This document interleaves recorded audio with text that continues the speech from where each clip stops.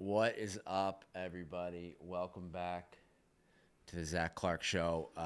Today,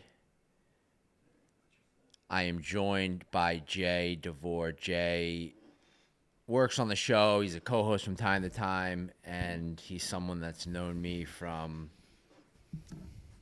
the first day I moved to New York City and was getting sober. So we've been through a lot. I know a lot about him. He knows a lot about me. It's going to hopefully make for some good conversations here and add to the show. Jay, what's up? Hey, man. Yeah, I guess I wanted you to do that out of fear of people being like, who the hell is this dude sitting next to me talking, sitting next to you? But, yeah, thank you. No, this has been exciting doing this show. One thing I was thinking about, like, that is unique about ending up here, is just we have had a relationship that's lasted more than 10 years, which is there's no other relationships other than the ones that I've built, in recovery, that have lasted that long, except like kids I grew up with. Right. It's just like rare, not even kids I went to college with. And so just to like remain close and connected to someone like that as people change, it's unique. Yeah. No, relationships are hard. I mean, look, it's what's crazy about recovery. We talk about it a lot on this show, and we're going to try and spread our wings and talk about a lot of different stuff here because really the goal is just to be positive, right? Like we want to spread stories of hope and positivity that go far and beyond mental health and substance abuse. But I always talk about, it's funny, when someone goes to rehab and they get well, there's doctors and therapists and psychiatrists and all these people. But, for me, 13 plus years into this journey, it's people like you that have really meant the most to me in my sobriety because we develop these deep, intimate relationships where, like, I can't bring bullshit to you. Mm-hmm. I can't bring bullshit to you. I'm getting a call. It's actually a phone call. Who is it? Could be the call. It's an AA call. Well, I mean, that's what's, we're not going to make this about, we've spoken about. But that's a funny, just really like I'm getting a phone call from someone else who's sober to just probably check in on, right. And we're sitting here on a Saturday night at 7:00. That is not the norm, but that's what's so special about, like, I always say the world at large can learn a lot from the way the recovery community moves. Yeah, I mean, I think what is ultimately unique is that the relationship has grown. A lot of them do that lasts, organically, right? Like one person coming to another person for help, or being in a room of people who have struggled with the same thing, who identify, and it's not like you're just like in school where you're put into a room and the next kid next to you ends up becoming a lifelong friend. It's like you came to a place to help yourself, and then as a result of just continuing to walk that path, these other people come into your life. Like I told you this, and I can get caught up in astrology, and a part of me is terrified of it, and the other part of me like thinks it's real. But like you, another dude who's very close to me, and another guy that I'm very close to, all have birthdays. Two of you have the same birthday, and another one has a birthday January 14th. Wow. I mean, Capricorns, yeah. Does that mean anything? No. I don't know. But, like, it is what it is. So, it's just interesting. I got to, all right. I'm taking this thing sideways right now. Go. I'm taking it sideways. You got some ink on your hand here. Oh, Can yeah. Can you show if you can't, like what? Like, Yeah. This is I don't know, you're probably, maybe we'll zoom in on this. This is Sandy from SpongeBob. Who did it? My daughter, Your Louisa. daughter. Yep. Is this the daughter that, no, who? So Jay has an outrageous, I mean, this story,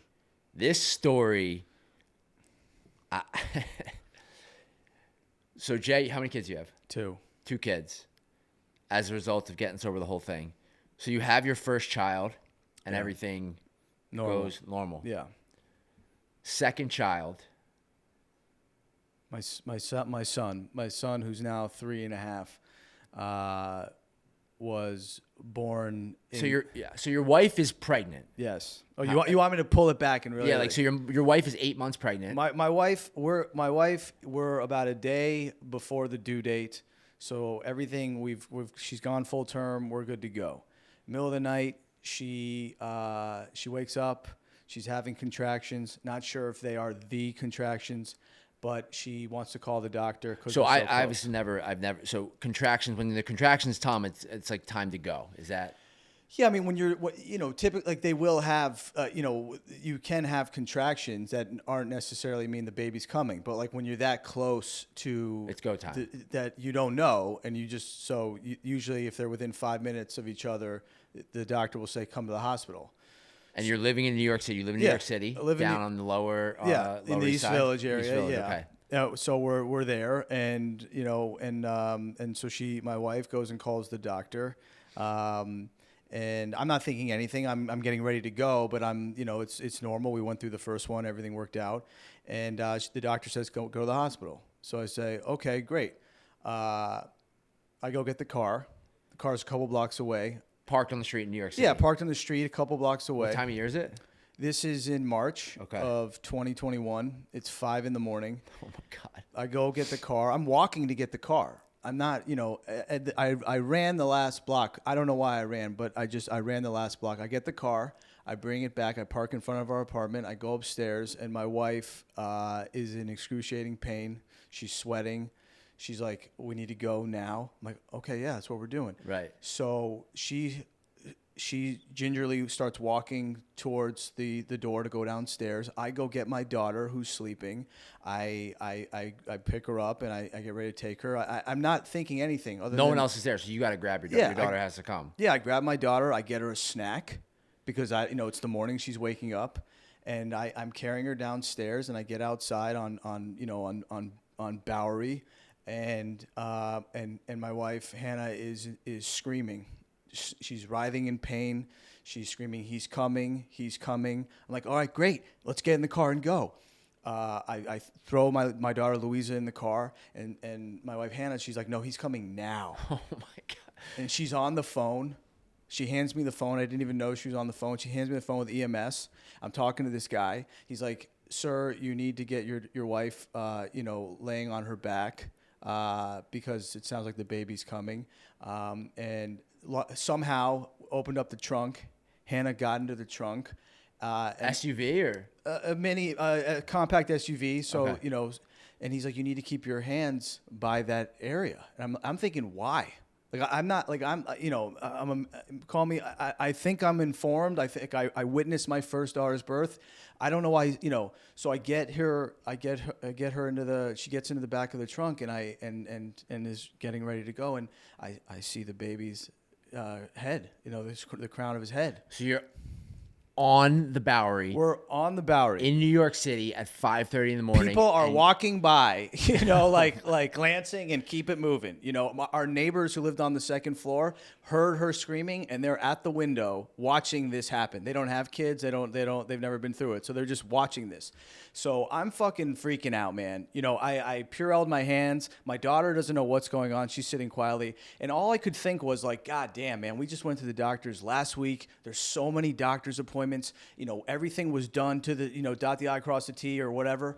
How are we in this position? I just felt completely helpless, and I know Hannah was terrified. So she's in the back. She has her, her pants down. Sorry if we're being graphic here. And I see my kid's head.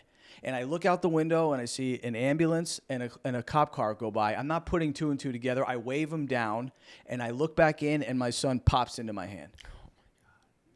Pops. And and then that was the EMS. And they came over, and he had the umbilical cord around his neck, but like it was okay. Hannah was. And do they handle that there? They took him, and then they took her and him into the ambulance, and she was immediately relieved. Like it was like 180. And some women are in labor for 12, 15, 18. I've heard, 36 hours, man. Right. Like we're to like you gotta do a C-section. You know, it's the baby's in there too long. You know, fortunately, so we went to the hospital and everything was fine. And he did end up spending a couple days in the NICU, but they didn't say it was related to that. He needed help, like his lungs adjusting, so they had to keep him on a machine, you know, to breathe for a couple of days, which they said was, no one could tell me straight up this was because he was born on the street. In fact, they were like, listen, man, like babies been born outside of hospitals for thousands of years. You know what I mean? Like, we don't know if that's why, but he's going to be okay, and he is okay. Healthy. So, healthy, yeah. But what's the kid's name? Silas. Middle name? Jones. Born on Great Jones Street. Yeah, it's right near. Great Jones is across street. We couldn't do Bowery to him, so we gave him Jones. Hannah's probably going to kill me for telling the story. But after it happened, every fucking person I met, I had to tell this story to. Oh, my God. I mean, we talk about spiritual experiences, right? We talk about life. Like, how cool is that? I mean, it's amazing. I mean, it's the best. It's the greatest moment of my life. You know, like that, my daughter, and getting married, and I mean, but that is like, that's an awesome, just awesome. And we're just, I mean, I'm so grateful that everything was okay and everyone is okay. But you just feel so fucking helpless. So then they leave, and you get in the car with your daughter and drive, or what no? Do you Then then we went back upstairs, and my sister-in-law and her husband came over, and then I went to the hospital and was there. And forgive me, I don't know anything about childbirth. I'm 41 and don't have kids, so. Hannah, does she need medical attention after birthing this child on the street, or? I mean, just typical. I mean, she was just standard. Like nothing was unusually wrong with her. I mean, I'm telling you, she has said that this was an easier, you know, not the actual circumstance, but like in terms of physically, like what it did for, you know, what it took out of her. This was easier because it was really like an hour and a half. It's called like precipitous labor. So if we had another kid, like we'd have to schedule that and be there. So no, like she was okay. You know, he needed a couple extra days in the NICU, which was fucking, you know, rough. But like for a couple weeks after, every time I closed my eyes when I went to sleep, I couldn't get that image out of my head because I just didn't know he was going to pop, man. You know, like I don't know how else to say it. Like I just didn't fucking, you know, that's not how it went down. You know, the first time. And that's love, right? I mean, in that moment, you probably love your wife more than anything in the world, right? I mean, it's. Oh man, I mean, like, yeah, I mean, I like if you want to turn this into something else, like I think like that's part of the challenge is that like a marriage, at least, it's hard. Like the child, like your children become, you know, the marriage, you know, and it's like it's really hard to detach from that and be like, all right, yeah, like we're actually like man and woman, like husband, wife, like, you know, like we have to work on this. And that's fucking hard. I know so many parents, and whether they're sober or not, who are just like, our kids are going to make me and my wife hate each other. 'Cause it's fucking hard. It's hard. You know, and like being a newborn and getting through that phase, that's scary because you're like, I don't know what we're doing, and we just hope the baby is okay. But like when they become toddlers and shit, and like, and they're like becoming their own autonomous people, like that's when it's like there's no rest, man. You know, and like every waking moment, whether I'm aware of it or not, like I'm thinking about them. You know. And it's the best thing in the world, dude. And like whether or not someone wants to have that is you know, it's fine if they don't. But like I could not imagine living my life without my children, you know. I love that story. Yeah, and I love there's so many ways I could go, right, with it, and the parallels to recovery and the way I met you and you know, just in general, like being a parent and doing this work. Yeah. I've really gotten a front row seat to how hard it is to be a parent because we had our family wellness program recently where we had 30-something plus parents come up to our clinic, and we put them through 3 days of support and encouraging them to kind of focus on themselves. And it's really the impossible ask. Mm-hmm. Yeah. My understanding is once you have a child, there's a new level of love that can only be described by someone who's had children, I guess. Yeah. I don't know that feeling. Well, two things. One, I want to ask you something. And secondly, because you have had, like, I know you have, whether it's your family, like you are very close to other parents. Yeah, I feel like if I had, when we've had people in this chair talk about their child, like I feel like, and I think about it with my kids now. I don't know how, because no matter what level of awareness or understanding, or even someone who's sober and like trying to like live a life of recovery or whatever, like the thing you need to do is to take care of yourself. It's like what Rich Pagano said when he sat here. It's like life is serene now, which can be very I can imagine that causing a lot of shame and guilt to say, that like I'm not happier without my child being here, but like I'm not in as much pain, watching them suffer. So I can imagine in your work to get a parent who maybe is not familiar with recovery, to really understand, like, no, like you need to put the mask on yourself first in order to really be able to like figure out how you can best help your child. And all you want to do is just But they don't want to hear that. No, they don't want to hear that. Because as a parent, all you want to do is even with my daughter now, she's like developed the last couple of weeks this like weird anxiety over going to bed. She's like constantly asking, what time is it? What time is it? Is it going to be more? And I'm thinking, oh, fuck, man. Like me and my wife have fucked her up already. And I've tried not to do that. I've tried not to bring my neuroses onto her. And all I want to do is get inside of her head and like rearrange that thought process that she's having to say, don't worry about it. Right? So if you're a parent and you have a kid who's 16, 17, 18, and you know that they're killing themselves, all you want to do is say, look, you're killing yourself. Don't you see that? But like when I was getting sober, like it didn't matter because I could not put myself in anyone else's shoes, let alone my parents. So like the drunk driving, the out late, the ending up in jail, the ending up in the hospital, like just knowing what that did to them, like it dawned on me, but I didn't really feel it. Yeah. That's why that moment with you and your dad. Yeah, I think about that moment a lot. And I think about the other thing I think about truly is you had this experience. I mean, that's some People magazine shit. Like that's the thing you read tomorrow morning, like childbirth, in East Village. Shit about right? me. Yeah. No, I mean, but no, yeah, totally. It's a crazy story. And I think about that. And then I think about other couples that have had those experiences and then started to raise their children. And then, the wife or the husband starts, develops a substance use disorder or becomes an addict, or they're, it comes out in them. And then it becomes really confusing because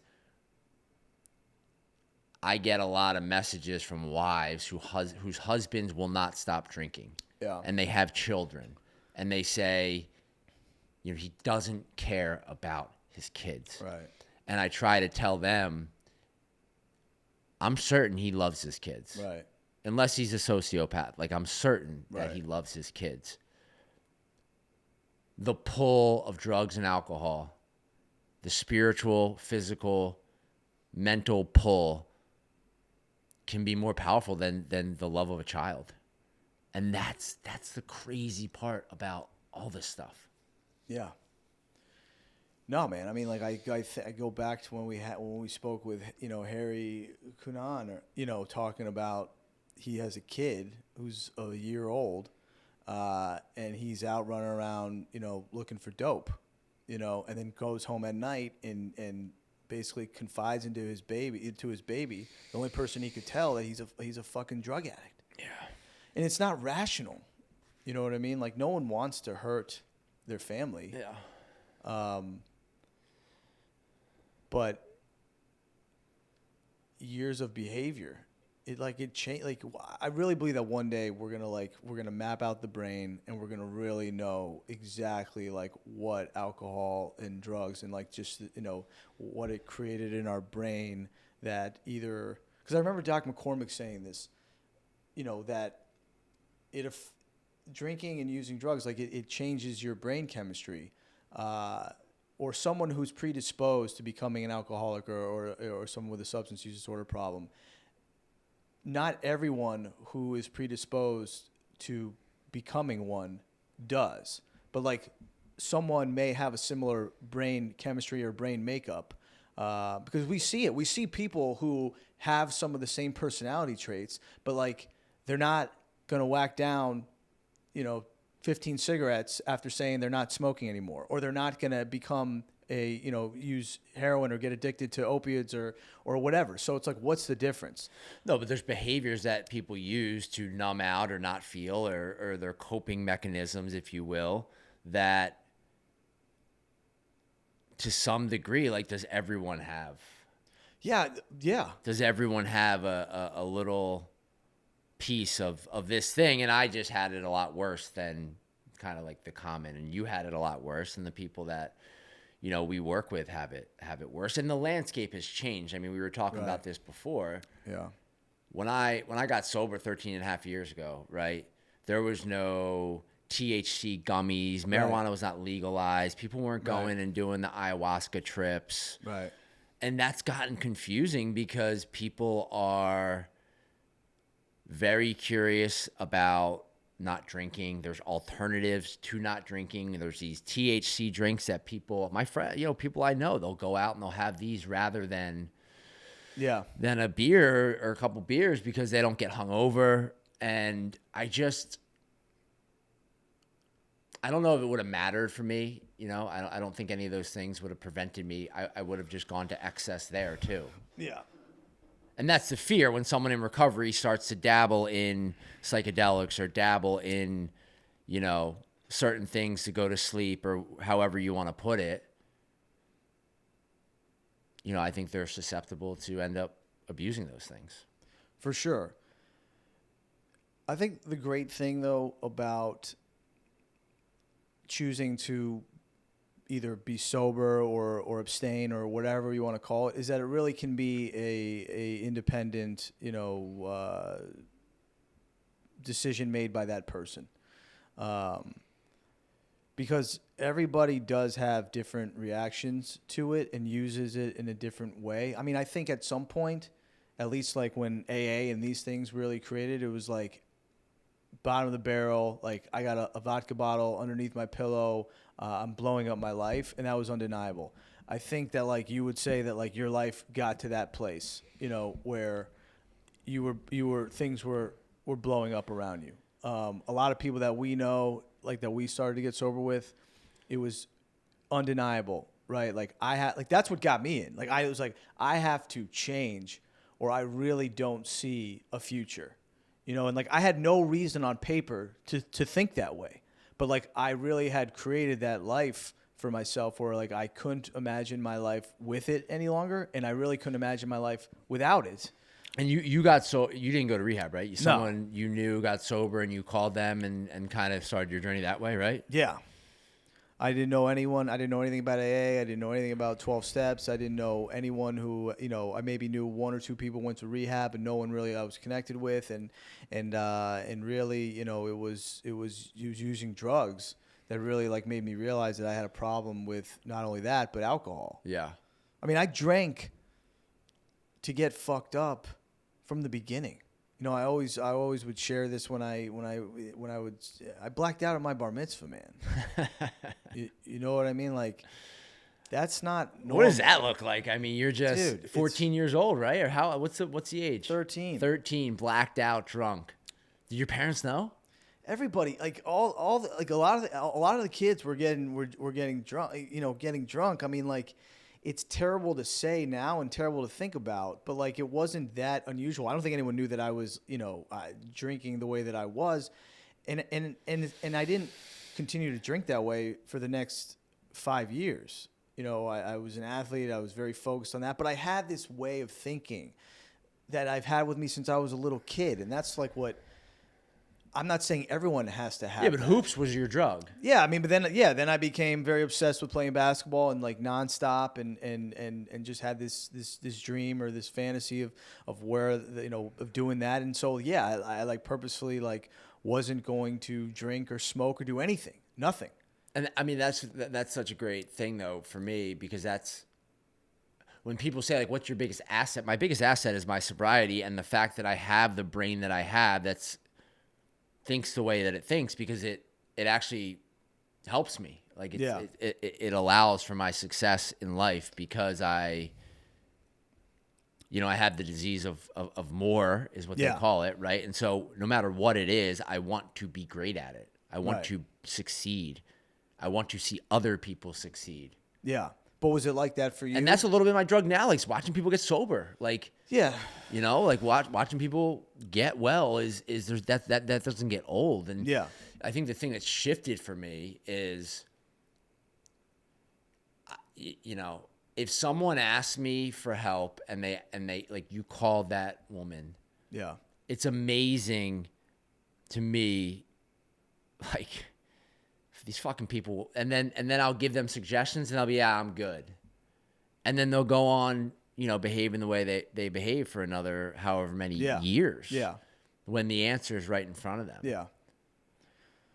Well, usually, you get that window of willingness, because I had thought about getting sober the year before, and I didn't.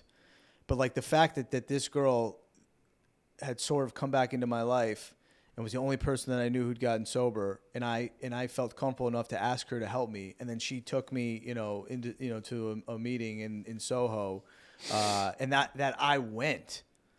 Like, I can't explain that, man. Right.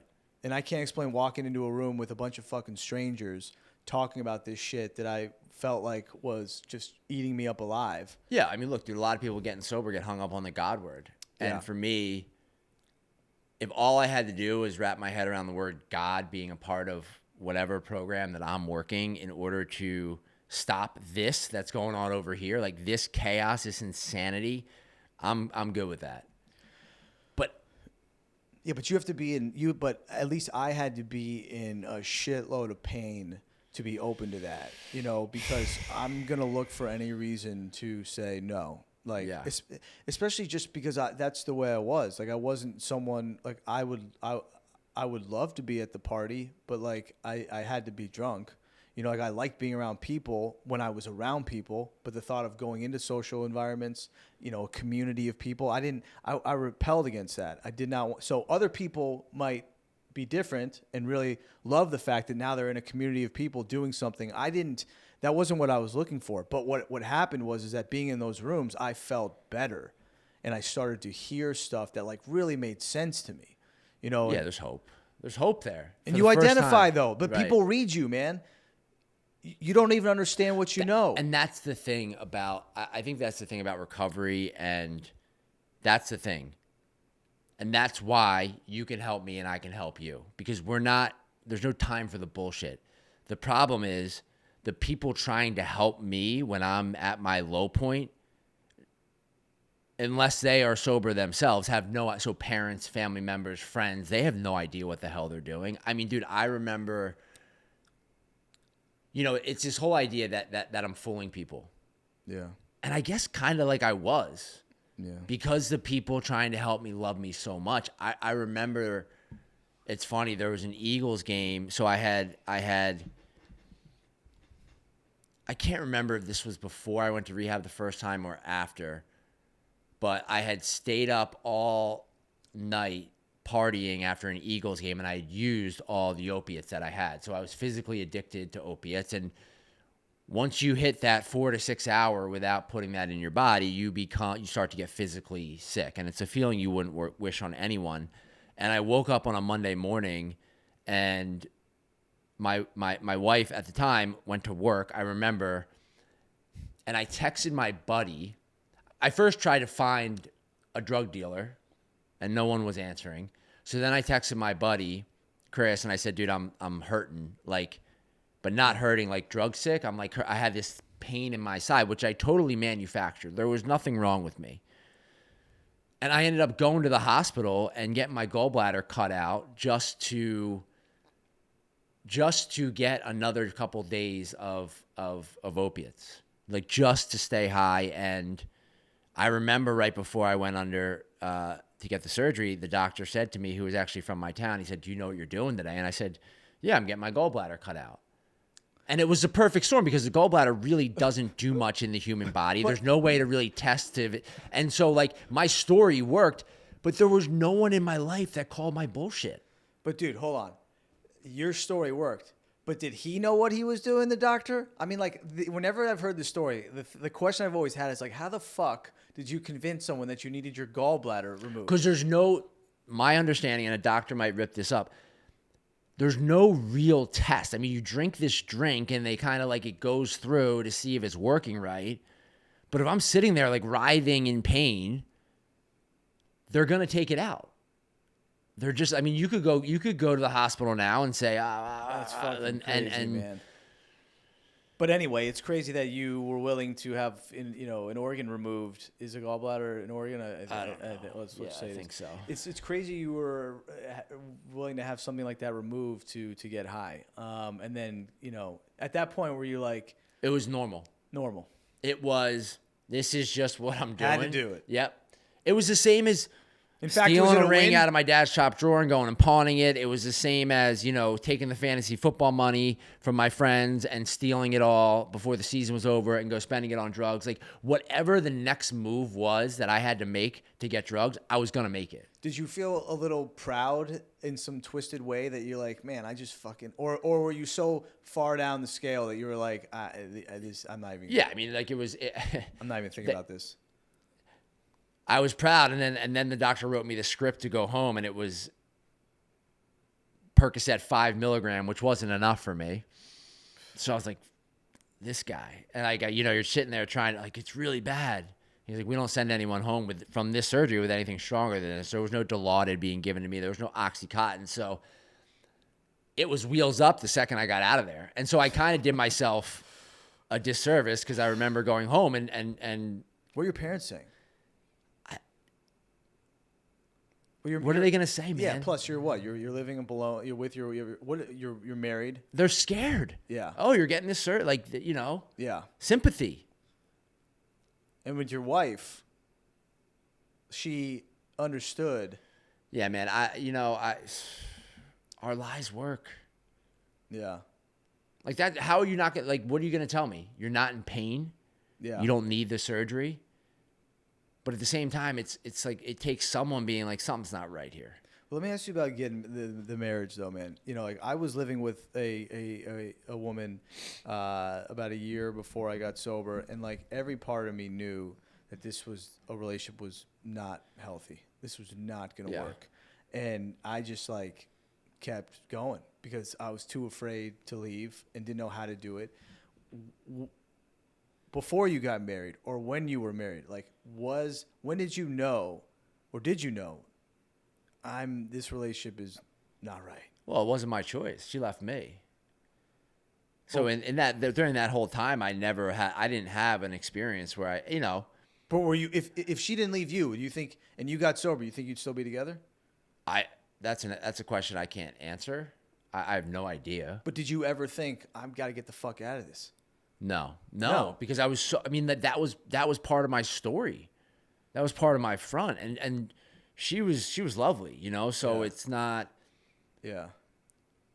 I don't regret anything in my life. I regret that she had to go through that. Like I feel badly about that. My heart breaks, and anyone that like has to live with a drug addict, I feel for that person. Yeah. And I understand like when people come at me online and have opinions about me, even though I'm sober. Like, I get that. I feel that because they've probably lived with someone that was like me at that time.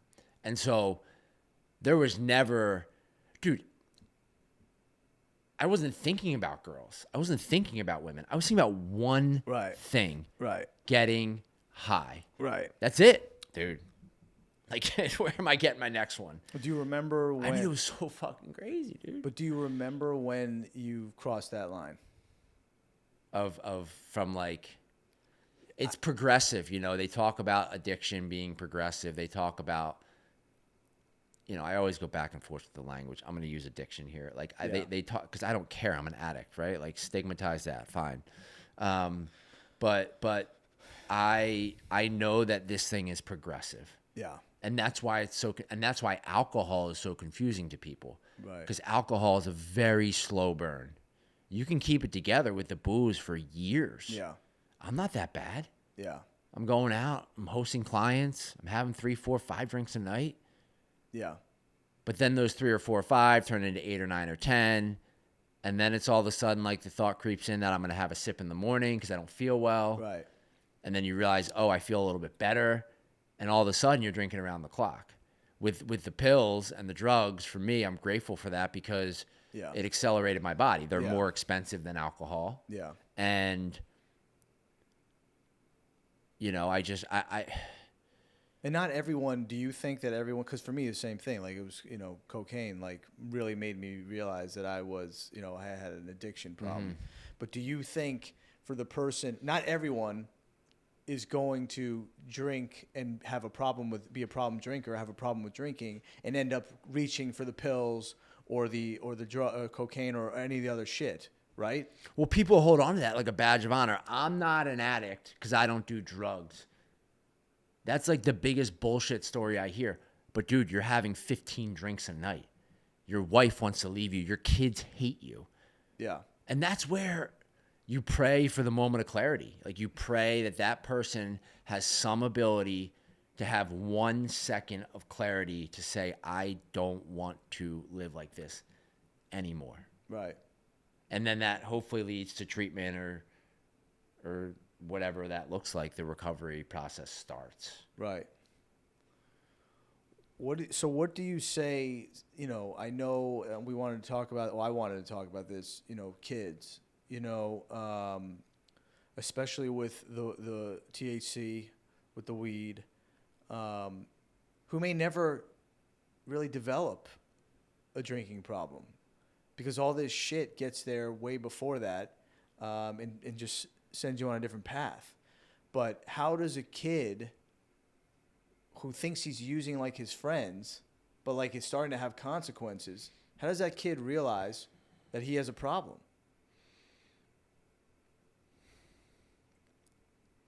And he's not drinking? He's not drinking. He's just a kid. You know, they're vaping. You know, maybe he's got a little nicotine problem. You know, he's running around New York City or wherever, you know, and it's like, this is what kids do.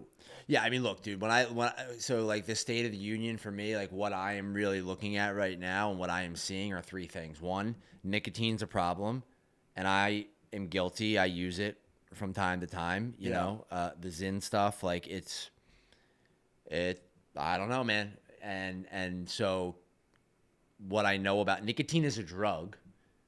Nicotine affects the same part of the brain as alcohol and everything else. So you're getting that hit. Yeah. Like it or not, it's the truth. So it's the nicotine, it's the gambling. Yeah. I mean, anybody can download an app and get a gambling account. I guess you have to be, in theory, 18 or 21. I don't know. I don't even know what the legal age is, but you can find ways. Yeah. And then the THC, the marijuana, you know, and for me, I don't necessarily care if you are 42 years old and you're choosing to smoke a joint at night rather than have a couple beers. Like that's fine. And you're smoking grass, like that comes out of the earth, and it's your choice, right? But the way that marijuana is being accessed by our kids and the way that it's being used by our kids, for someone that is starting to have friends with kids that are 8, 9, 10, 12 years old, I'm warning them about what can happen and how quickly that can happen. Because with marijuana, it doesn't need to be long, sustained use. They could smoke something that's so potent and so strong, and one hit could truly put them into a marijuana psychosis where they are psychotic. Yeah. And they end up in a psych ward or in a treatment center. And the hope is that, you know, they get back to baseline and they heal, and then they don't continue to use marijuana because then you're more susceptible to having another break, and that changes the course of your life forever. And so, and that's not really an addiction thing. That could be an experimentation thing. Right. Well, that's what terrifies me about about my kids, and I know. I mean, here's the thing, dude. Yeah. When I was in high school, there was parents that we'd smoke weed with. Yeah. Yeah. We'd smoke weed with them. Yeah. And they were the cool parents.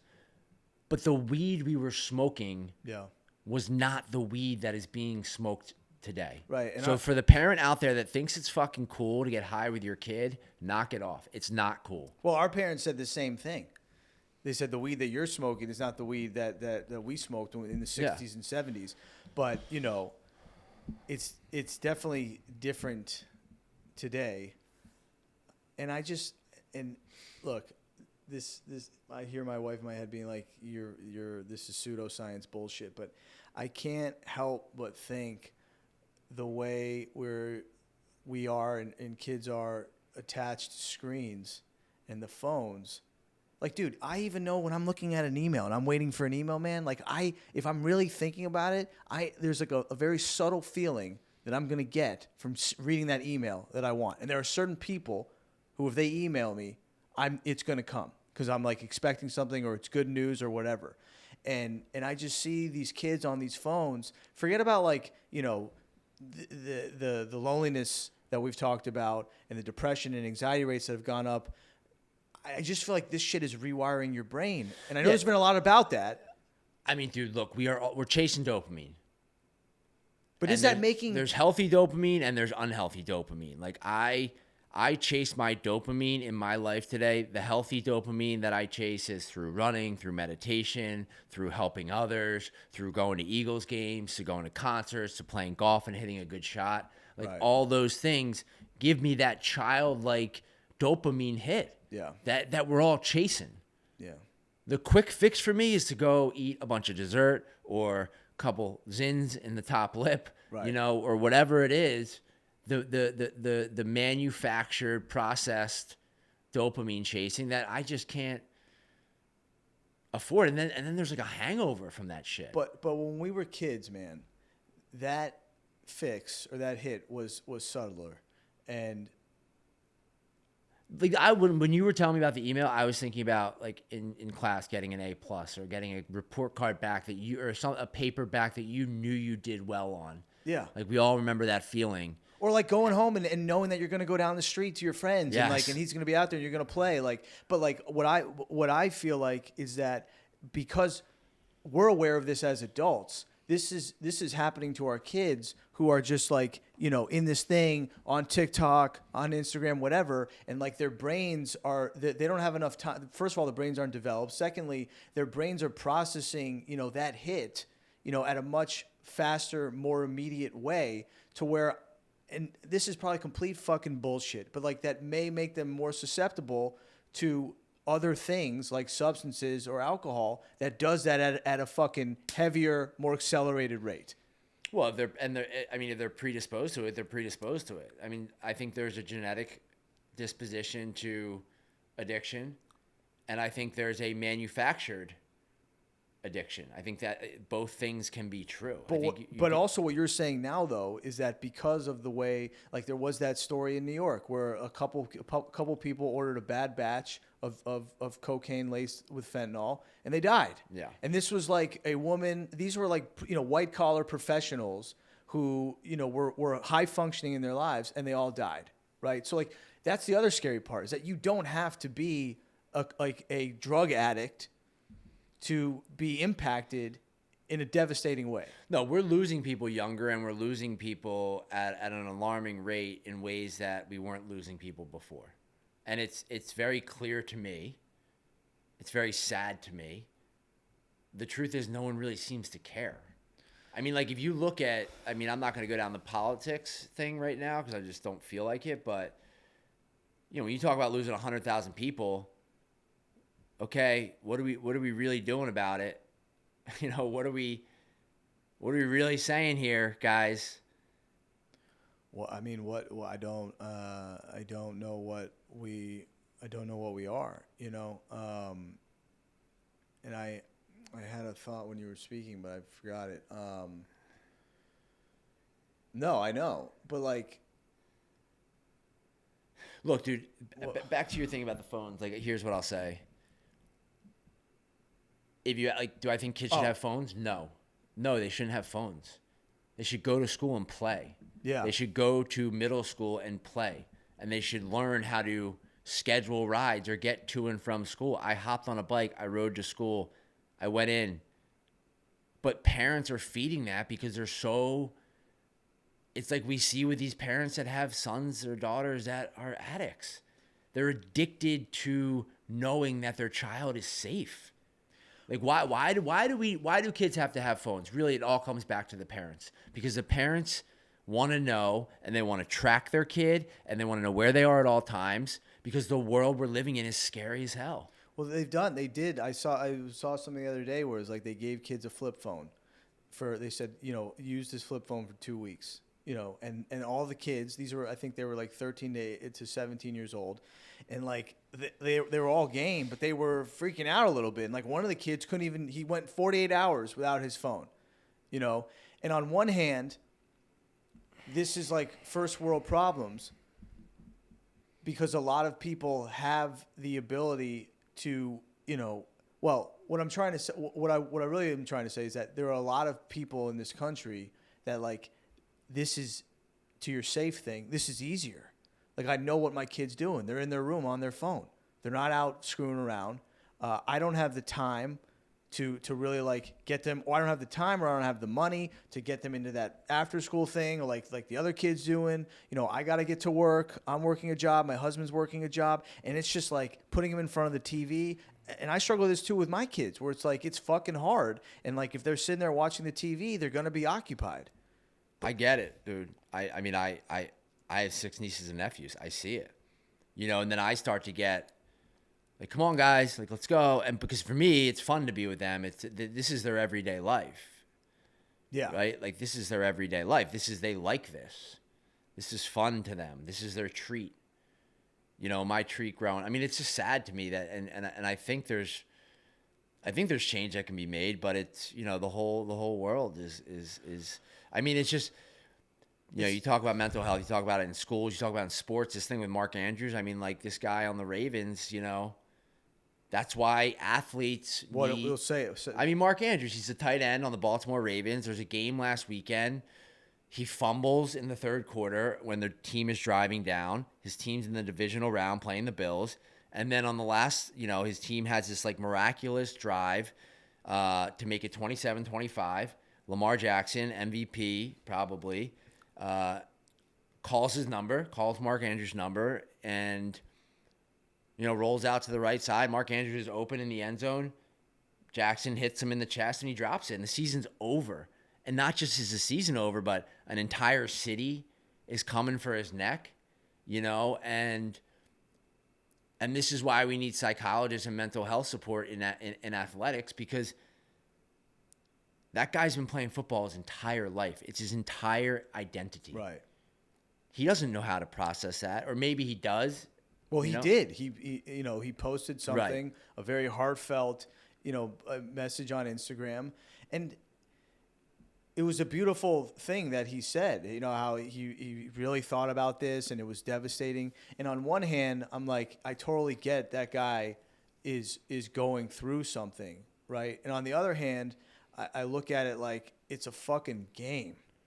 You know, it's a fucking game. And does this dude have to torture himself? Does he have to define himself, you know, like by the guy who dropped the pass? Yes. He does have to. Yes. Why? I mean, I know he does. I know, dude. I think back to high school, bro. There was a game my junior year. I'll never forget it. And to this day, at 41 years old, we were playing a team that we needed to win the game, and it was a tie game or it was a close game, and we were going to punt. I was an awesome long snapper. It's a weird thing about me. My long snapping skills are unrivaled. I will challenge anyone in this moment to a long snapping competition. And I snapped it over our punter's head, and we lost the game. They recovered, or and I still to this day remember the feeling. I mean, this is a high school football game. I know. This isn't an NFL game. This isn't an entire city, an entire state cheering for me. Teams, multi-million-dollar contracts. I mean, all those. But is that players, a problem? Because I hear you, and I identify with being so committed and really making your life about this one thing, and then having a major fucking fuck up and feeling like it's over. You know, like how am I going to come back from this? I'm going to come back from this. But is it a problem that it matters so much? No, dude. I mean, look, it's part of what makes sports awesome. Like I have. At the end of the year, there's gonna be one team that wins the Super Bowl. There's gonna be one team left, and each of those teams that don't make it are gonna be defined by a couple plays in this long season, especially now in the playoffs, right? That's what you sign up for as an athlete. My issue comes on the back end is how are these teams truly supporting the psychology of their players, right, and the mental wellness of their players. And I think there's probably some teams that are doing a really good job with it, and I think there's probably some teams that aren't touching it because it's not putting money in the bank. Right. Like, does someone come to Mark Andrews and say, listen, dude, for the next 3 months, let's meet once a week and talk about this. It's a traumatic experience. I don't care what anyone says. No, it is. Look, I'm not denying that it's not traumatic. My question is, like, do we live in a fucked up society and culture that, like, where a dude drops a football in an end zone in a game that is a traumatic experience? No, I mean, look, we're not gonna. Everything you just said is true, dude. We're not gonna undo that. I care too. I fucking care. You know, I'm a big sports fan and I care. When I flip to the other side of it and think about how much energy I've put into, being a fan of a sports team, I'm also like, but on the other hand, it's like it's a way to connect to my father, and it's a way connected to kids growing up. But there needs to be something in place where, like, that dude can then really help someone, help him process that, other than him being like, I got to stare at a blank wall for the next 3 months. Yeah, I mean, dude, this is what we're talking about. This is where I believe that the recovery community has its benefits to all. Like, if he follows the script that you and I followed, he's going to be okay. Like, if he has people reaching out to him, if he has people that he can reach out to, if he's, move a muscle, change a thought, if he's not isolating, if he's around other people, if he's around family and friends, if he has the right support in place, he's going to get through it. And he's also going to get better for it. But you know what really it is, and this is the best thing about sports. He needs to redeem himself. Yeah. Man. I mean, like, at the end of the day, like, he needs the next shot. And that sucks because he may never get it, but, like, he needs the next shot, because. But it's like LeBron's whole thing more than an athlete. He's going to have a chance to redeem himself, whether it's on or off the field. For sure. Like, he's going to have a legacy in that city, because my assessment is he's a pretty good guy. Yeah. And people love him. And, he's going to continue playing there, or playing wherever he plays. And hopefully he gets a shot to redeem himself on the field, but off the field. And we're seeing it more with a lot of these athletes who are having second careers, and they're making an impact elsewhere. And that's why, as a grown man, you ask me who my favorite players are on the Eagles, not that you did, but I'll share. Yeah, it's the guys that, like, it's Lane Johnson, cares about mental health. It's AJ Brown, like, dude is, amazing and cares about mental health and is open about it. And then there's a couple other players that I just like the way they play, but those two guys stand out to me because they give a shit, man. Yeah. Yeah. And they're not like the reason I love AJ, man, and, like, he pisses a lot of people off, but he doesn't conform. Yeah. And I like people like that. Yeah, and he's in terms of mental, it's not like he's outspoken about mental health because he earned it. Yeah. He was in a lot of pain and knew he needed help.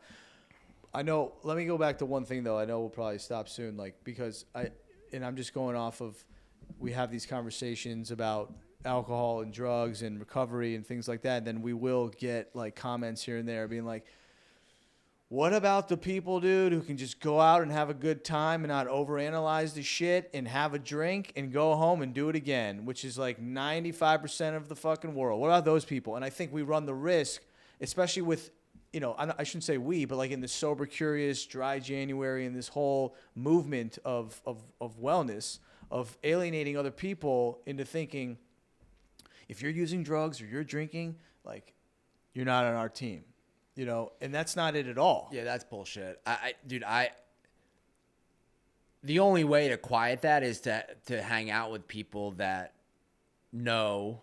Like, I have people in my life that know that I don't mind being around alcohol or drugs, really. Like, Well, that's the thing I don't think people understand. It's like you could put, you know, we could revert back to, you know, 2005. We're in college. You put a keg in here. We're having a party. It's like, you know, people are doing blow. Like, it's the best night, whatever. And like, if that were happening right now, like I would have no feeling about it whatsoever. Yeah, no temptation, nothing. And that's why, like, you know, sobriety, recovery. Yeah, it's a fist fight, but so are a lot of things in life. But it's not actually hard. No, I mean, once. Yeah, it's not hard. Like, But- for me today, it's not. But I will say, going back to your, like, the world can benefit from. I think, and more, this seems to be true when you look at, you know, the anxiety levels, depression, the loneliness, phones, like wrapping all that up here, is the community, man. Yeah. Like,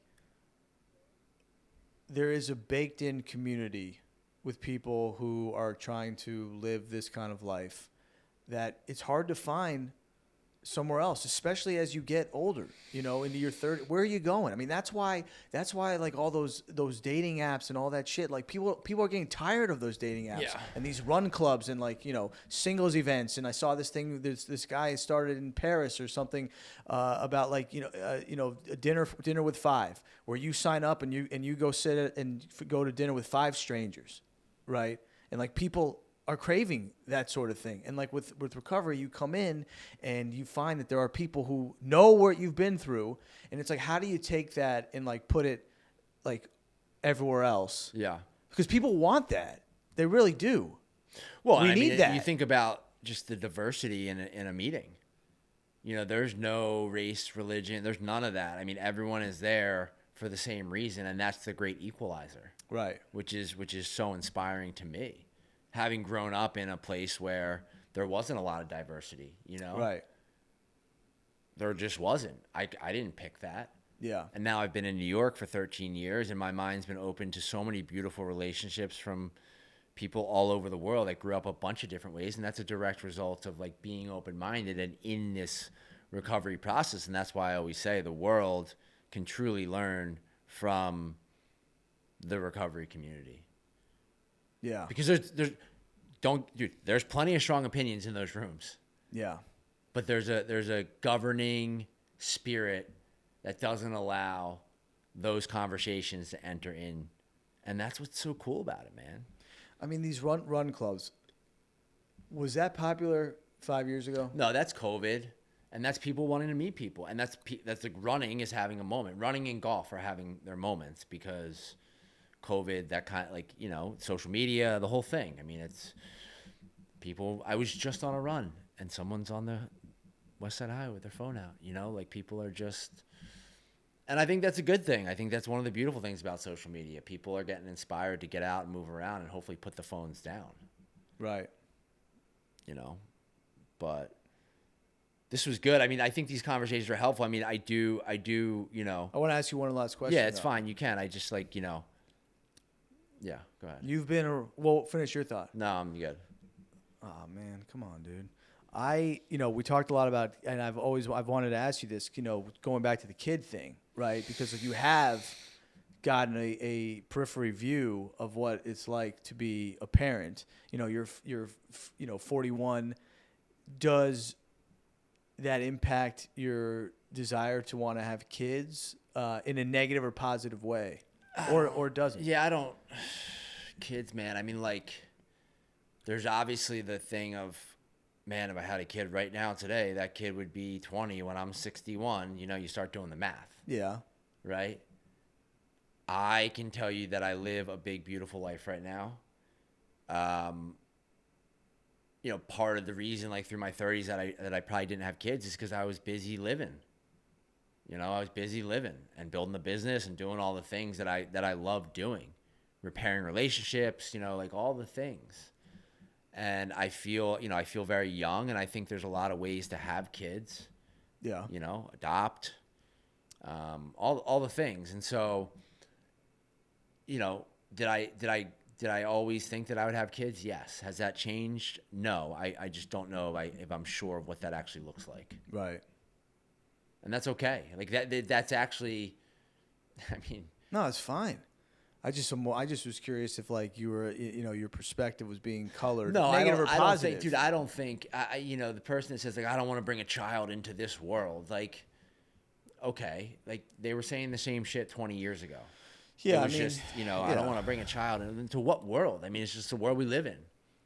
Yeah, for sure. But even from like a selfish standpoint of like, you know what, I do have this big, beautiful life and I'm doing the things that I'm doing. And like, if I have a kid, like I know I'm going to love my kid, but it's going to change things. That's the thing that would hold me back more so than the fear of bringing a child into the world. Is that just, do I want to settle down? Do I want to stop living the way that I live? Which probably at the end of the day would be good for me to slow down a little bit. I mean, when I brought something like that up to someone who I really respected about having a kid and pursuing a career and things like that, they said, listen, dude, that's an old fucking idea, man. Like, there's no rule book that says you can't do both. You can't have, you can't live your life. Yeah. Yeah. This was good. I actually, I think these conversations when it's not a guest or it's someone that I know, we should do this more because I feel like we touched on a lot of things. We told some wild stories. I mean, the birth story and the gallbladder story alone are nuts. And that's what you get, like that's the level of, and Hannah, I love you. I'm sorry we just had to tell the Silas story. Yeah, I'm definitely going to make If Jay didn't have a tattoo on his hand from his kid, I wouldn't have. Yeah, I saw you peep my hand. I was like, what the hell is he looking at? I forgot I was even there. Yeah. But yeah, no, this was good. Thank you, man. Thank you guys for listening. Subscribe, all right? Thanks.